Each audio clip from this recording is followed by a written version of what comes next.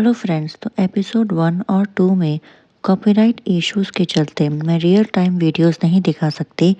तो प्लीज़ आप इस वीडियो को ऑडियो प्रेजेंटेशन की तरह समझें और मेरे एफर्ट्स के लिए चैनल को ज़रूर सब्सक्राइब करें, क्योंकि बहुत व्यूअर्स ने सब्सक्राइब नहीं किया है।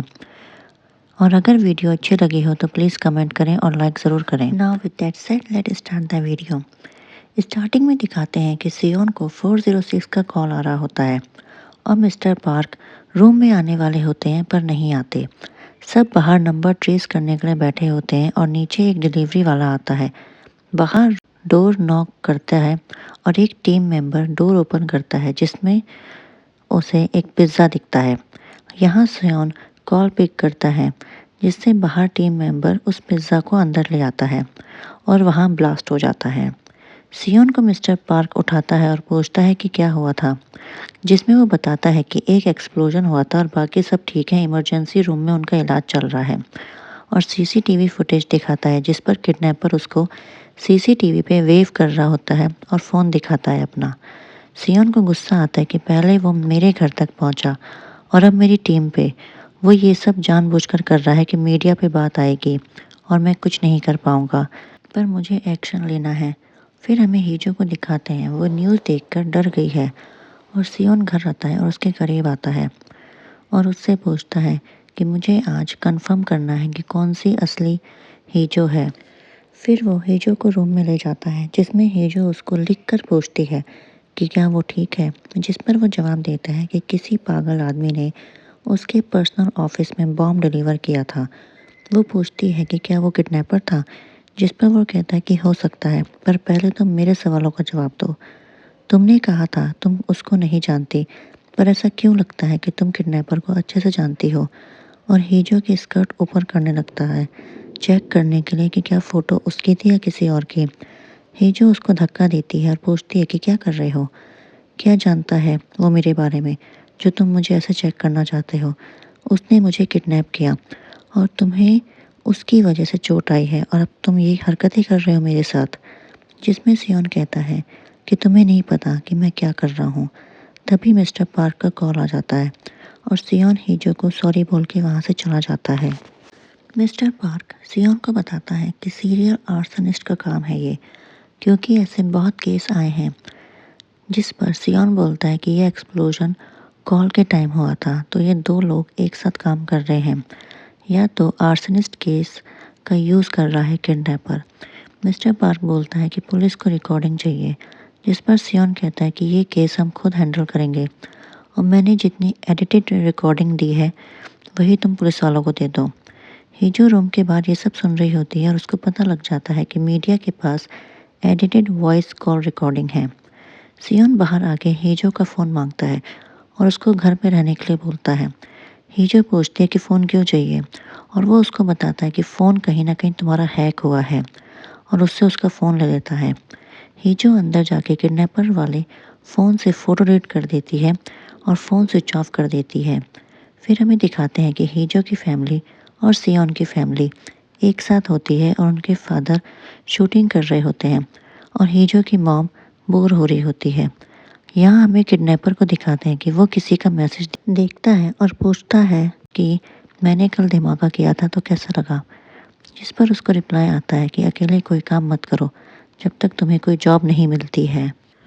सीन शिफ्ट होके सियोन को दिखाते हैं और वो हीजो का फ़ोन चेक कर रहा होता है और हीजो की चैट पढ़ता है, जिस पर सांगवोन को मैसेज आता है कि वो हीजो से मिलकर खुश हुआ।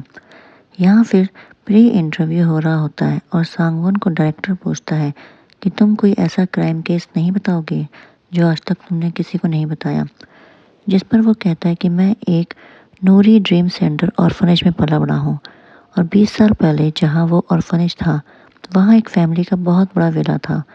और वो बताता है कि उस पैलेस के राजकुमार से वो मिला था और उसके साथ खेलता था, पर एक दिन उसने वहाँ एक ऐसी चीज़ देखी और वो डर गया। सब उसको बोलते हैं कि क्या देखा था, पर तब तक उसका अलार्म बज जाता है और वह बोलता है कि मेरी मीटिंग का टाइम ख़त्म हो चुका है और रूम से चला जाता है। यहाँ सियोन नूरी ड्रीम सेंटर को सर्च कर रहा होता है और हीजो के फ़ोन में सांगवोन का मैसेज देखता है कि क्या वो लंच के लिए मिल सकते हैं। फिर उसको मिस्टर पार्क का कॉल आता है और दोनों मीटिंग रूम में एक्सप्लोजन का डिस्कस करते हैं, जिस पर सियोन कहता है कि वॉइस मॉड्यूलेशन का क्या हुआ। तो मिस्टर पार्क बताता है कि उसके पास ऐसा कोई सॉफ्टवेयर नहीं है, इसलिए मुश्किल हो रही है पता करने का। तो इसमें सियोन कहता है कि कोई ना कोई तरीका निकालो और पता करो कि ये आवाज़ किसकी है। जिस पर सियोन उसको कहता है कि मैं माफ़ी मांगता हूँ कि वो उसको अपने पर्सनल काम दे रहा है। मिस्टर पार्क बोलता है कि वो उसका सीनियर है और उस पर भरोसा करता है, इस मामले में तो उससे बड़ी बात कोई नहीं है और सियोन सेफ रहे। सियोन मीटिंग रूम से बाहर आकर रेस्टोरेंट सर्च करता है जहाँ का सांगवोन ने लिखा था। हीजो और सांगवोन लंच कर रहे होते हैं और वहाँ यूरी भी आ जाती है, जिस पर उनको पता लगता है कि सांगवोन और हीजो कॉलेज फ्रेंड्स हैं और वो उनको बोलती है कि जब मेरा गेस्ट आएगा तो उसको देखने मत लग जाना, कहीं वो अनकंफर्टेबल ना हो जाए। तभी वहाँ सियोन आता है और हीजो अपना मुंह छुपा देती है। सियोन उसको इंटरप्रेटर होंग हीजो कह के बुलाता है और उसके सामने खड़ा हो जाता है। यहाँ मिस्टर पार्क पुलिस वालों के साथ होता है और वहाँ ब्लास्ट हो जाता है। तो वो मास्क मैन को देख लेता है और उसके पीछे भागने लग जाता है, जिस पर वो उसको पकड़ लेता है। फिर यहाँ दिखाते हैं कि हीजो, सांगवोन, यूरी और सियोन एक साथ लंच कर रहे होते हैं, जिस पर हीजो साइन लैंग्वेज में बताती है कि उसको सी फूड पसंद है।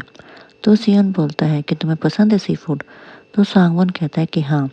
तभी यूरी सियोन को बताती है कि सांगवोन और हीजो कॉलेज फ्रेंड्स हैं, पर तुम हीजो कैसे जानते हो। जिस पर सियोन बोलता है कि उसने ब्रिटिश एम्बेसी में उसकी हेल्प करी थी इंटरप्रेटर बनके, और वो वैसे भी उसको लंच में ले जाने वाला था एज अ थैंक यू, पर वो उसको यहाँ मिल गई। और सांगवोन और हीजो से सॉरी बोलता है कि उसने उनको ज्वाइन किया। सांगवोन साइन लैंग्वेज में हीजो से बात कर रहा होता है, जिस पर सियोन बोलता है कि तुम्हारी साइन लैंग्वेज अच्छी है, तो क्या तुम भी इंटरप्रेटर हो। जिसमें वो कहता है कि नहीं, वो एक डॉक्टर है साइकेट्री का। हीजो अनकंफर्टेबल हो जाती है और वॉशरूम जाने का बहाना बना के वहाँ से चली जाती है, जिस पर सियोन कॉल पिक करता है और वहाँ से चला जाता है। सियोन को मिस्टर पार्क बताता है कि किडनैपर पकड़ा गया है, जिस पर वो बताता है कि वो सीरियल आर्सनिस्ट होगा, किडनैपर नहीं, क्योंकि पुलिस से बहुत सारे हैंडमेड बॉम्ब पकड़े होते हैं। जिस पर वो पुलिस को बताता है कि कल की फायर मैंने नहीं की थी। सियोन मिस्टर पार्क को बोलता है कि वो भी वहाँ आ रहा है, जिस पर जब वो पीछे मुड़ता है तो हीजो खड़ी होती है और उसका फ़ोन उससे लेके उसको पूछती है कि वो यहाँ क्यों आया और क्या वो उस पर शक कर रहा है। हीजो उसको पूछती है कि क्या वो उसके मैसेज भी पढ़ता है, जिस पर सियोन कहता है कि तुम मुझसे क्या छुपा रही हो। जिस पर हीजो कहती है कि तुम बोलना क्या चाह रहे हो, और लिखती है कि सांगवोन उसके टाइप का नहीं है। पर तब तक सियोन अपना फ़ोन ले लेता है और बोलता है कि तुम उसके बारे में क्या जानती हो, एक कॉलेज फ्रेंड है वो, और तुमने ये तक कह दिया कि he is a good person. चलो, अगर तुम उसके बारे में इतना जानती हो तो तुम मेरे बारे में कितना जानती हो। हीजो, हम एक दूसरे को 20 साल से जानते होंगे, तो तुम बताओ कि तुम मेरे बारे में कितना जानती हो। और मुझे अचानक से ये ख्याल आया है कि मैं तुम्हें जानता नहीं, क्योंकि अब मुझे लगता है कि तुम बिल्कुल चेंज हो गई हो। और चला जाता है ये सब कह के। हीजो उसके इस बिहेवियर से शॉक्ड हो जाती है। फिर उसको उसके डायरेक्टर का मैसेज आता है कि उसको कॉन्फ्रेंस रूम में बुलाया गया है। सियोन लंच का बिल पे करने के लिए बोल देता है और सांगवोन से उसका कार्ड ले लेता है। हीजो को उसकी बॉस चीयर अप करती है कि जल्दी से प्रेसिडेंशियल ऑफिस की हायरिंग का फॉर्म भरो, क्योंकि ये तुम्हारा सपना था। जिस पे वो कहती है कि मैं ये डिवोर्स की बात करूँगी। उसकी बॉस कहती है, क्यों, तुम्हारे पति का कहीं और चक्कर चल रहा है। तो हीजो बोलती है कि नहीं, बस वो मुझे मरा हुआ देखना चाहता है। जिस पर उसकी बॉस उसको बताती है कि अरे, इसका मतलब वो तुमसे बहुत प्यार करता है। वो उसको समझाती है कि बहुत साल के बाद पति पत्नी बस ऐसे ही पूछते हैं कि क्या तुम मर गए हो या जिंदा हो, और यही उनकी लव लैंग्वेज होती है। जिस पर हीजो को याद आता है कि सियोन ने किडनैपर से कहा था कि जब लाश हो तब बात करना। जिस पर वो अपनी बॉस को साइन लैंग्वेज में कहती है कि यही रीज़न काफ़ी है डाइवोर्स लेने के लिए। मिस्टर पार्क सियोन को बताता है कि सियोन का शक सही था, क्योंकि पुलिस ने आर्सनिस्ट को पकड़ा है और पुलिस को इस केस की एक खबर नहीं थी, जहां एक आग लगी थी और बहुत सारी बिल्लियां वहां मर गई थी, और आर्सनिस्ट ने किसी को देखा था जो ये बॉम्ब एक्सपेरिमेंट कर रहा था। आर्चरेस ने कहा कि उसने हमारी बिल्डिंग और उस पार्क वाली आग को नहीं किया है। मिस्टर पार्क सियोन को पूछता है कि आज अगर कॉल आए तो आप हैंडल कैसे करोगे, जिस पर वो कहता है कि वो तो हो जाएगा, तुम इस आदमी के बारे में पता करो, और उसको सांगवोन का कार्ड देता है, जिस पर वो सियोन को बताता है कि जी सांगवोन बहुत फेमस साइकियाट्रिस्ट है और उसको उसका यूट्यूब चैनल भी दिखाता है और बताता है कि लड़कियों के लिए ये आदमी बहुत फेमस है। तो सांगवोन पूछता है कि ऐसा क्यों, जिस पर मिस्टर पार्क बोलता है क्योंकि उसकी फिजिक बहुत अच्छी है और उसको उसके वर्कआउट की वीडियोस दिखाता है। सियोन मिस्टर पार्क को कहता है कि मुझे सांगवोन के बारे में सारी डिटेल्स चाहिए और वहाँ से चला जाता है। हेजो को अपने बॉस की बात याद आती है कि उसकी बॉस ने कहा कि डाइवोर्स करने से पहले तुम्हें ये जॉब लेनी होगी क्योंकि प्रेसिडेंशियल ऑफिस में काम करना बहुत बड़ी बात है। हेजो अपनी कार में बैठती है और उसकी कार हैक हो जाती है और वो कार पार्किंग से नहीं निकल पाती। वो डर जाती है क्योंकि एफएम पर किडनैपर का नंबर का रिक्वेस्ट आता है कि उसको कॉल मी नाउ सॉन्ग सुनना है। हेजो घर आती है और किडनैपर का फ़ोन ऑन करती है और सोचती है कि क्या वो उससे बात करना चाहता है, क्या उसका पता है कि उसका फ़ोन उसके पास है। तभी सियोन घर आ जाता है और हेजो फ़ोन छुपा के जाने लगती है। सियोन उसका पूछता है कि तुम कहीं जा रही हो, जिसमें वो हाँ का जवाब देती है। तब वो हेजो को उसका फ़ोन वापस देता है और बताता है कि उसका फ़ोन हैक नहीं हुआ है और तुम कहीं जा रही हो ये तो बताओ, जिसमें वो कहती है कि मैं कन्वीनियंस स्टोर जा रही हूँ बियर और आइसक्रीम लेने। जिस पर सियोन कहता है कि और कुछ चाहिए और वो मना कर देती है। वो फिर अपने रूम में चली जाती है और सियोन नीचे सामान लेने चला जाता है। वो सियोन को खिड़की से देखती है और उसको फ़ोन करती है किडनैपर के फ़ोन से। सियोन फिर नीचे से कॉल पिक करता है और पूछता है कि तुम ऐसे कैसे केस बिगाड़ सकते हो, जिसमें हेजो कहती है कि तुम्हारी गलती है, तुमने मेरी धमकी को लाइटली लिया। चलो अब ये सब ख़त्म करते हैं, तुमने क्या सोचा मुझे ये बताओ। जिसमें सियोन कहता है कि तुम्हें क्या मिलेगा अगर मैं हेजो को छोड़ दूंगा।